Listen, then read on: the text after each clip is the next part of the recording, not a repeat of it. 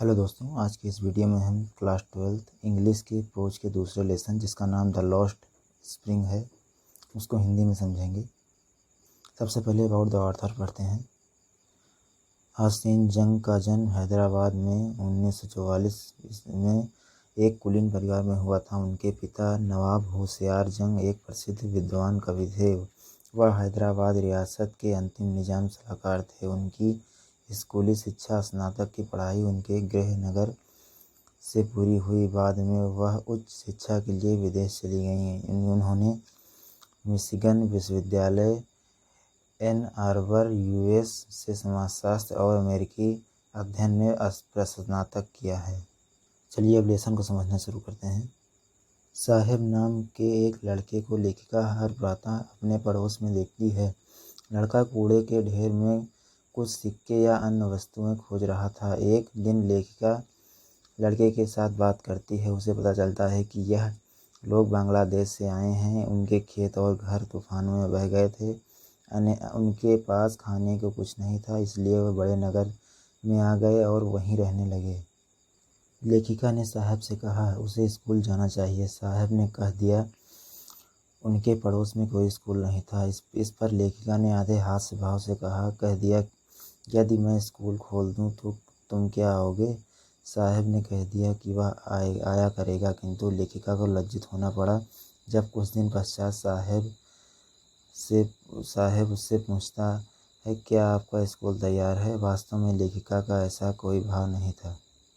साहब की भांति अनेकों कूड़ा बीनने वाले थे। कुछ ही महीने में लेखिका उनमें से प्रत्येक को पहचानने लगी। वे सब नंगे पांव वाले लड़के थे। कुछ लोगों में नंगे पांव घूमने की परंपरा होती है। शायद वह अपनी गरीबी की छुपाने के लिए एक बहाना के रूप में इसे इस्तेमाल करते हैं। लेखिका को पता चलता है कि ये सभी नंगे पांव कूड़ा बटोरने वाले लड़के सीमापुरी में रहते हैं, जो कि दिल्ली के बाहरी हिस्सों में स्थित है। जब वह जाती है तो उसे पता चलता है कि ये लोग 1971 में बांग्लादेश से आए थे तथा भोजन की तलाश में यहीं रहने लगे। अब उनमें लगभग 10,000 लोग थे। वे मिट्टी के ढांचे में रहते थे जिनके ऊपर टीन और तिपाल की छतें हैं। वे वहाँ मल प्रवाह नालियों अथवा नल के पानी के बिना किसी सुविधा के रहते हैं। साहब लेखिका को बताता है कि कई बार उसे कूड़े में 1 रुपया या 10 रुपया का नोट भी मिल जाता है। इस प्रकार कूड़ा बच्चों के लिए लिपटी हुई कोई चीज़ बन जाती है। आयु में बड़े लोगों के लिए इसका अर्थ जीवित रहने का साधन। सर्दी की एक प्रातः लेखिका साहब को टेनिस का खेल देखते पाती है। साहब कहता है कि वह इस खेल को पसंद करता है।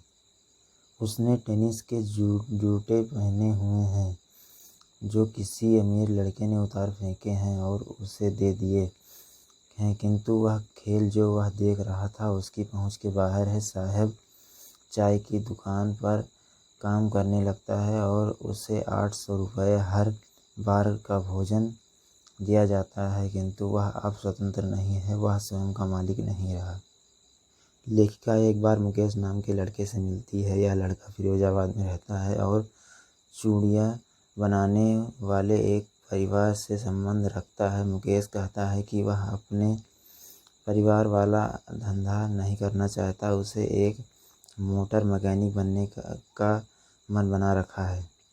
फिरोजाबाद में हर दूसरा परिवार चूड़ियाँ बनाने के काम में लगा हुआ है। यह भारत में शीशा ढालने का उद्योग केंद्र है। यहाँ परिवारों ने चूड़ियाँ बनाने में पीढ़ियाँ व्यतीत कर दी हैं। फिरोजाबाद की शीशा भट्टियों में लगभग 20,000 बच्चे काम करते हैं। उन्हें बहुत अस्वस्थ हालतों में काम करना पड़ता है। उनके माता पिता यह नहीं जानते कि ऐसे जगहों पर से काम करवाना गैर कानूनी है। मुकेश लेखिका को अपने घर ले जाने की बात करता है। वह गर्व सहित कहता है कि उनका मकान दोबारा बनाया जा रहा है। जब लेखिका वहाँ जाती है तो देखती है कि वहाँ आधी एक झोपड़ी है। अंदर की तरफ वहाँ हर जगह गरीबी के चिन्ह हैं। एक पतली सी युवा औरत सायंकाल का भोजन पका रही है। वह मुकेश के बड़े भाई की पत्नी है। मुकेश का पिता भी वहाँ पे है। वह वर्षों से कठिन परिश्रम करता आ रहा है। पहले जब वह एक दर्जी का काम करता था और फिर चूड़ियाँ बनाने का, तो वह अपने घर को ठीक ठाक करवाने में असफल रहा। अपने 2 बेटों को स्कूल न भेज सका, वह उन्हें केवल चूड़ियाँ बनाने का काम ही सिखा सका। मुकेश की दादी कहती हैं कि यह सब उनके भाग्य में था। उनका पति चूड़ियों को पॉलिश करने से उड़ने वाली धूल से अंधा हो गया है। वह कहती हैं कि उनका जन्म चूड़ियाँ बनाने वालों की जात में हुआ था और उन्होंने अपने जीवन में चूड़ियों के अतिरिक्त कुछ नहीं देखा।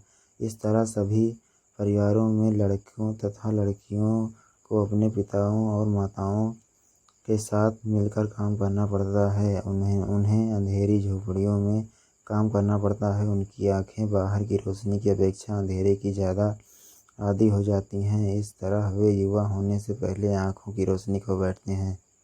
लेखिका एक अन्य झोपड़ी में सविता नाम की एक लड़की को देखती है। यह बुजुर्ग औरत के साथ बैठी हुई और शीशे के टुकड़े को जोड़ रही है। वह नहीं जानती जो चूड़ियाँ वह बना रही है एक भारतीय औरत के सुहाग का चिन्ह है। बगल में बैठी बूढ़ी औरत की कलाई पर अब भी चूड़ियाँ हैं, किंतु उसकी आंखों में कोई चमक नहीं है।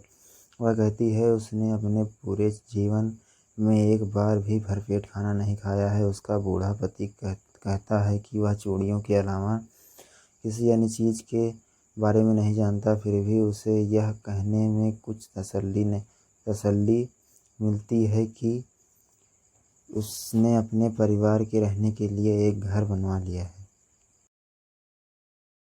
लेखिका कहती है कि फिरोजाबाद के गरीबी की चीख हर घर में सुनाई देती है। इन गरीब लोगों का शोषण साहूकार, पुलिस वालों, अफसरों और राजनीतिज्ञों के द्वारा किया जाता है। वे अपनी गरीबी और अपने शोषण को साधारण बात मानने लगे हैं। लेखिका को इस बात से प्रसन्नता होती है कि मुकेश ने इस कुचक्र से बाहर निकलने का निश्चय कर लिया है। उसने निर्णय कर लिया है कि वह एक गैरेज में जाएगा और वहाँ एक मोटर मैकेनिक का काम सीखेगा। इस तरह वह अपना स्वामी बन पाएगा। आशा करता हूँ दोस्तों आपको वीडियो अच्छा लगा होगा। अच्छा लगा हो तो वीडियो को लाइक करें तथा चैनल को सब्सक्राइब करें। धन्यवाद दोस्तों।